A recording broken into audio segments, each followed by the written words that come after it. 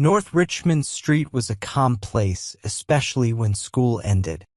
There was a two-story house at the end of the street, all by itself. The other houses on the street were quiet too, and they seemed to look at each other with serious faces. A priest used to live in our house, but he passed away.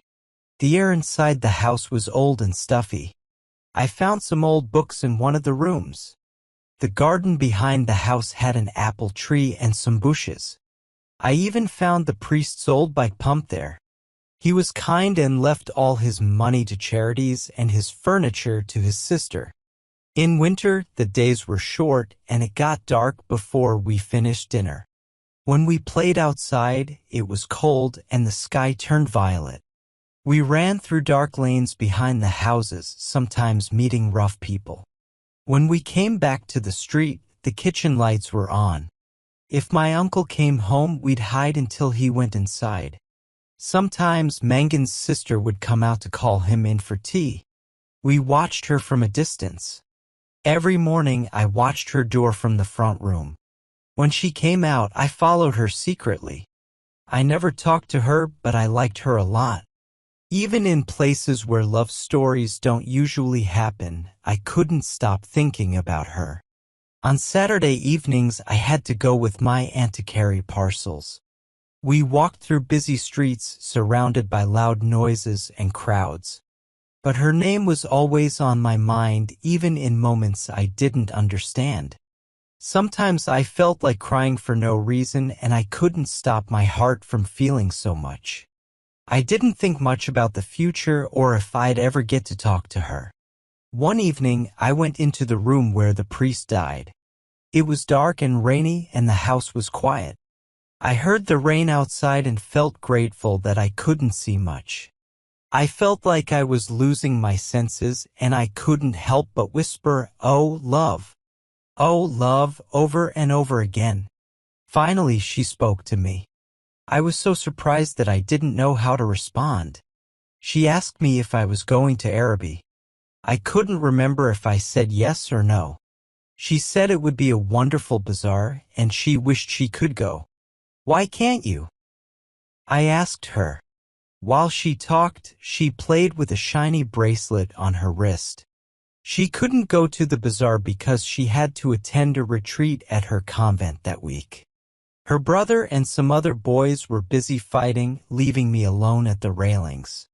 She held on to one of the spikes and bowed her head toward me.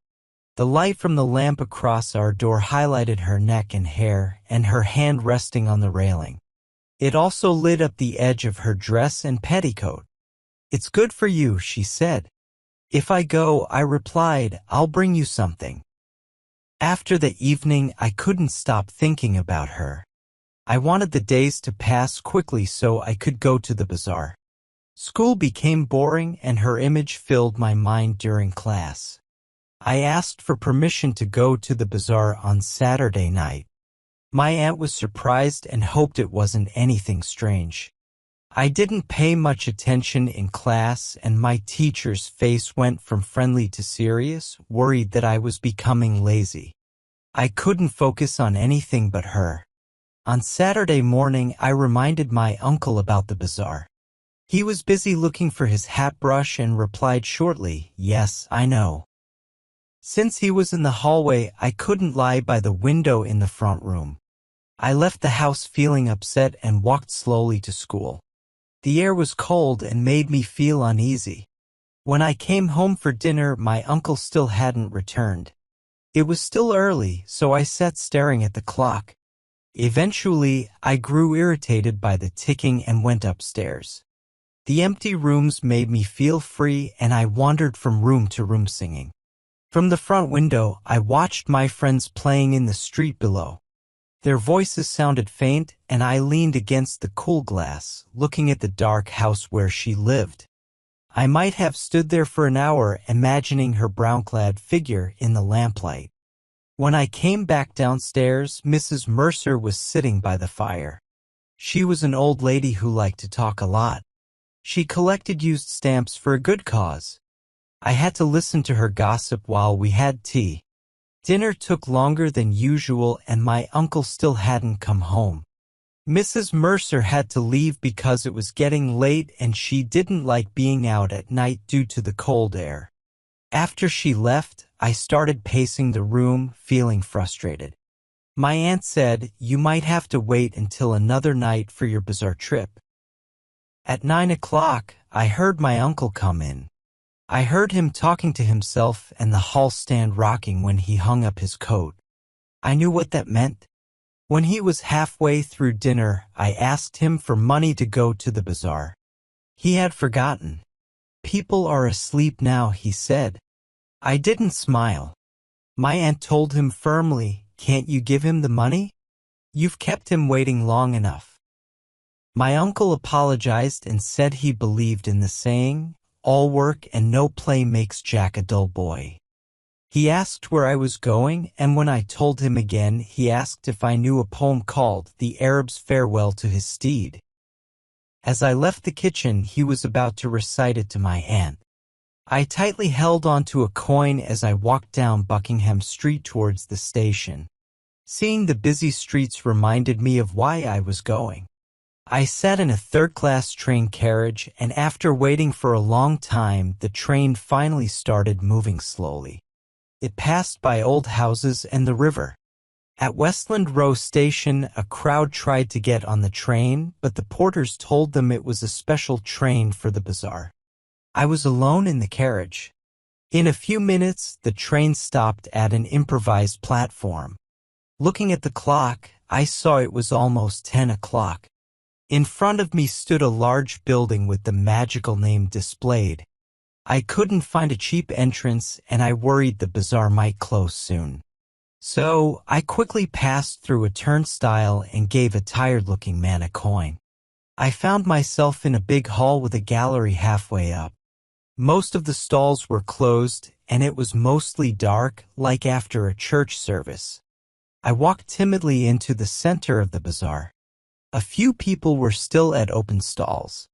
Two men were counting money in front of a curtain with Café Chanton written on it in colorful lights. I listened to the coins clinking. Trying to remember why I came, I went to one of the stalls and looked at porcelain vases and tea sets with flowers on them. A young lady at the stall was chatting and laughing with two young men. They had English accents, and I vaguely listened to their conversation. "Oh, I never said that." "Oh, but you did." "Oh, but I didn't." "Did she say that?" "Yes, I heard her." "Oh, that's not true." The young lady noticed me and asked if I wanted to buy anything. She didn't sound very interested. It seemed like she was talking to me because she had to.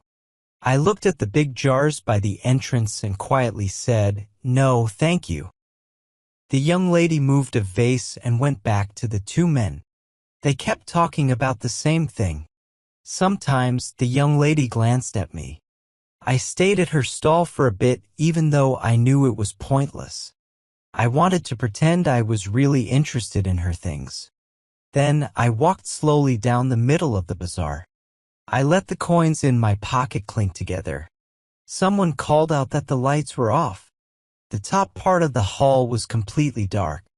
Looking up into the darkness, I felt like I was a fool chasing after something useless, and I felt angry and upset.